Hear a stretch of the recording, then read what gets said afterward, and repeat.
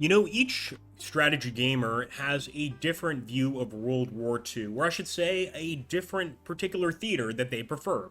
A lot of the times it's the Eastern Front, a lot of the times it's the Pacific or the Western Front, but I think the most ignored is going to be the North African Front. And I'm going to show you three fantastic games here on the North African front.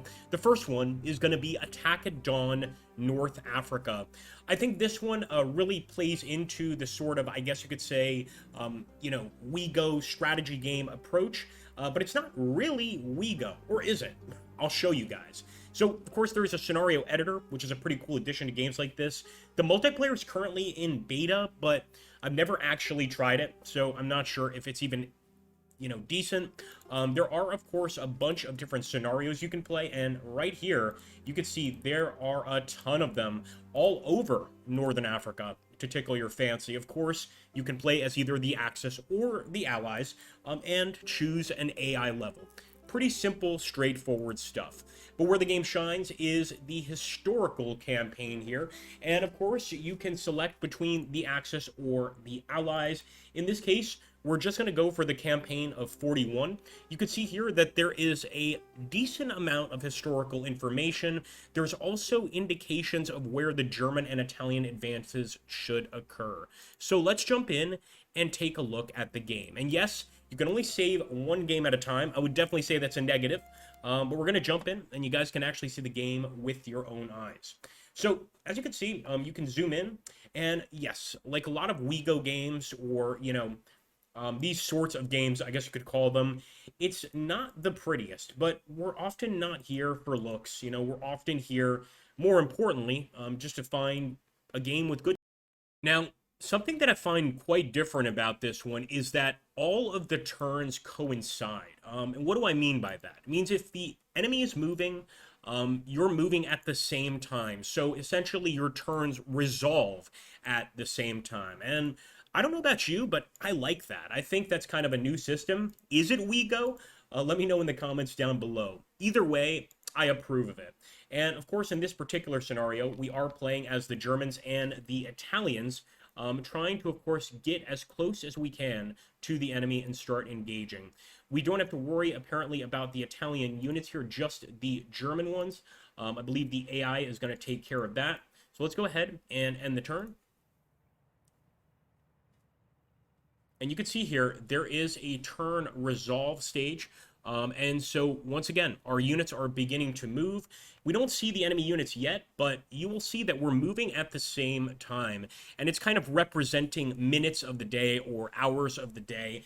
I think it's a little more realistic. You can see the tank has no issue getting up those roads. But of course, for the defender, there's a lot of great opportunities here to set up traps, to set up ambushes, or just to take a completely different route.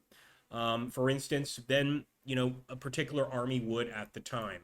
So there you go. You can see that 1 hour has resolved, and we're going to go ahead. We can either continue there, or we can go ahead and start selecting new moves.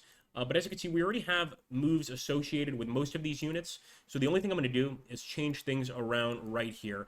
And I'm not going to do a full playthrough, but I was hoping to get into a little bit of combat so you guys can see what that's like. Let's go for it.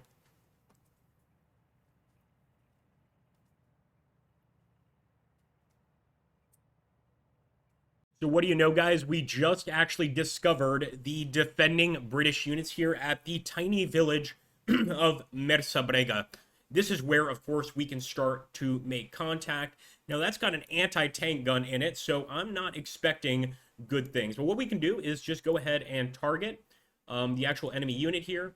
And let's just do manual target selection, which means we will actually select those targets and hopefully start firing at them. I'm going to do the same with this tank unit right here with the manual target selection and just start firing. The only difference is going to be we're going to approach from this way. And just to allow you guys to see a little bit of the combat here. I'm actually leaving a lot of our anti-tank units behind. I'm trying to bring them up quickly, but that can take some time. And of course, once again, the resolution or the turn resolution is going to begin, and we are going to get into a fight.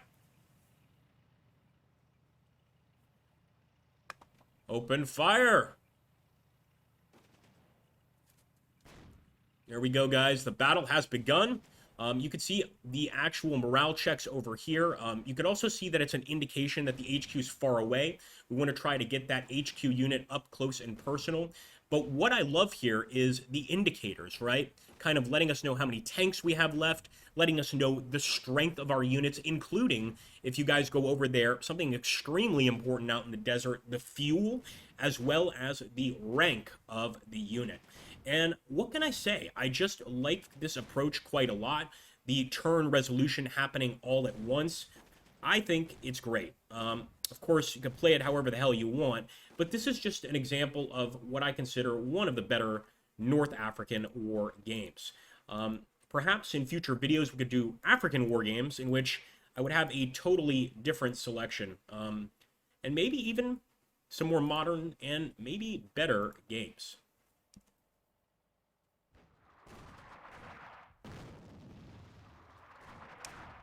Just took some artillery. Now, it wouldn't feel fair to me if I didn't show you what I consider, honestly, the best North African war game, and that is Tank Warfare Tunisia 1943. This is made by the same group that has made the Gravitating Tactics games, although Tank Warfare Tunisia, I believe, is under Strategy First, so it is represented by a different company, but it allows you to focus on everything from the Chewy Gooey Pass to the Merith Line to Longstop Hill, essentially a lot of very overlooked battles in Northern Africa, particularly Chewy Gooey Pass. I feel like this is one of those battles, major conflicts that it just isn't really discussed in movies, warfare, or whatever.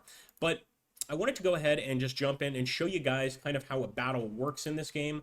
I'm hoping we get a good one right here because I want to show you just how much this game has to offer visually. So we're going to get stuck into something here and see how it goes. Now, right away, just got to take a look at these actual unit models because they are incredible. We've got a whole bunch of beautiful tanks waiting here. We are, of course, playing as the Germans. You also have a general map of where essentially we're expected to be attacked. We're going to go ahead and begin, and in this case we are the ones attacking, so I'm going to be sending the tanks out, but we're going to be keeping most of the men back. And as you can see, we have two separate lines, a whole bunch of infantry with support weapons, etc., and of course a tank line. But you can see the detail that goes into this game is incredible, and just wait until we get into the good old-fashioned action, the combat, etc.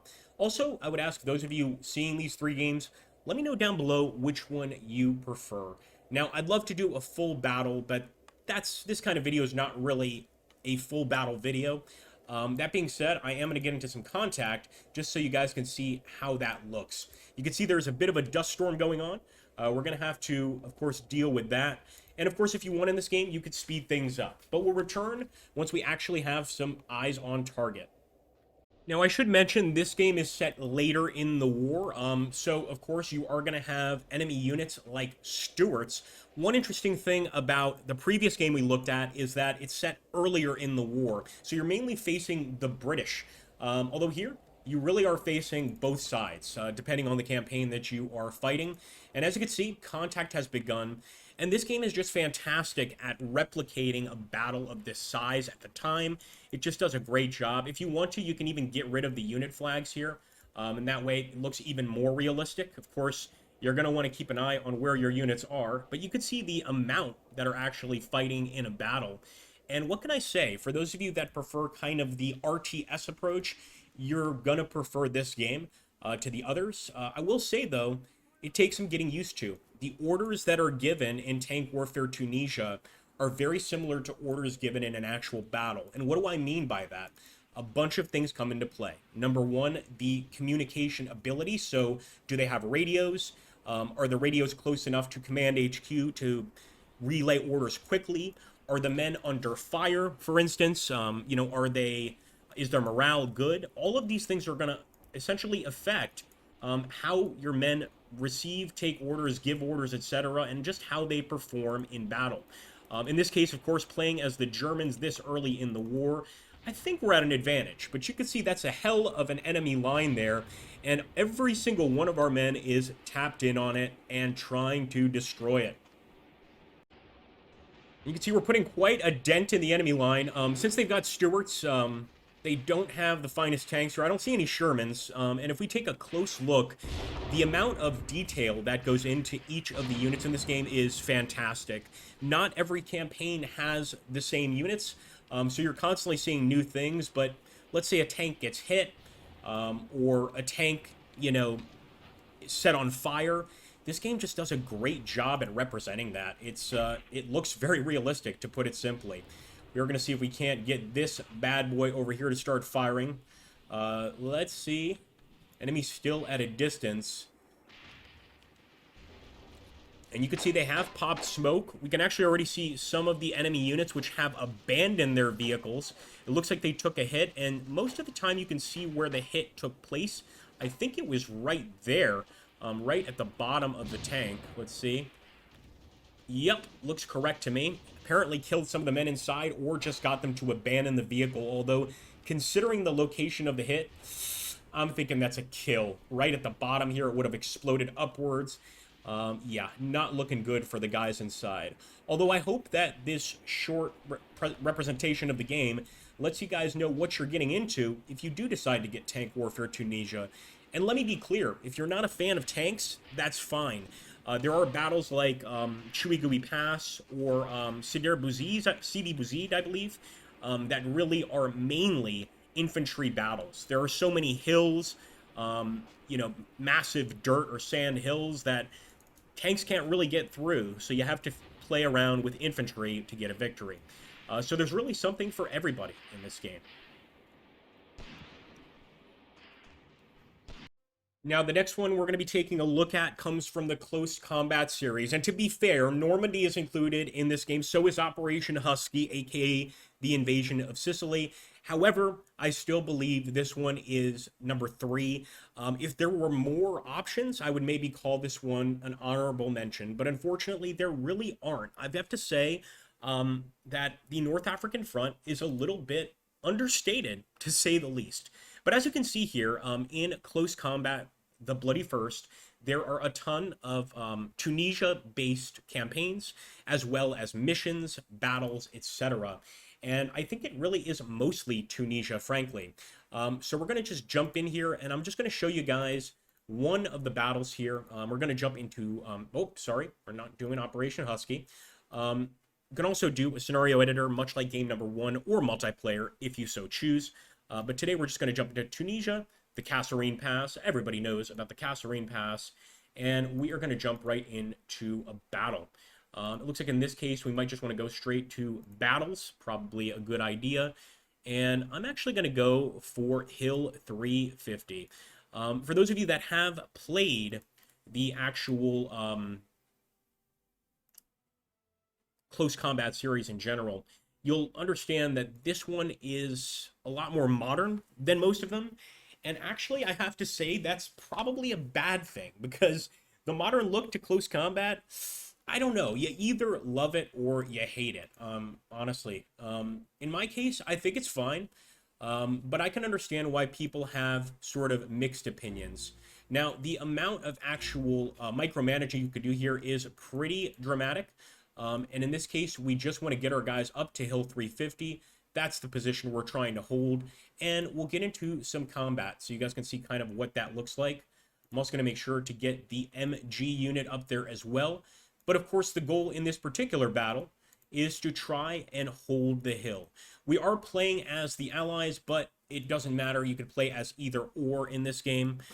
It's really up to you. And there we go. The units are moving. And sure enough, we've already spotted enemy units. We're going to be getting into contact pretty soon, and out of cover as well, may I add. Better make it there quickly. I'm going to see if I can't get that mortar to start firing. Do we even have a mortar? We maybe don't, so let's just let the men do the work. Right now, I'm just hoping they'll make it to that position. We do have a scout car, and he's already going to begin opening up.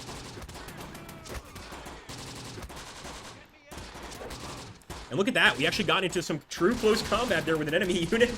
Got them to retreat. We are in cover, and look at that. Grenades going everywhere. Every which way. Get them, boys. I think also of all of the games, this is one of the few that really allows you to take over the Italians. The first one does too, but the Italians are generally sort of an AI add-on, whereas in this game you can actually play from the perspective of the Italians, and I like that. You know, the poor Italians don't get enough coverage in World War II, and when they do, it's really bad coverage. You know, at least this one gives them a little bit of glory. Well, you can see how the game works, trying to get up the hill. You can even see, look at that, we've got a unit surrendering. It really is close combat in every sense of the word, and I think it appeals to a certain audience for sure. But there is a reason it's number 3. Let's be honest, it's a little bit ugly, but frankly, as strategy gamers, we don't have the prettiest games. That's just the reality of the situation, whether or not you choose to accept it. Anyway, guys, I hope you enjoyed this short video, and if you did, please make sure to hit the like button, drop a comment, and subscribe. I'd love to hear what recommendations you have for this genre of games, because I have to say, for me, this might be the toughest World War II genre to find any games for.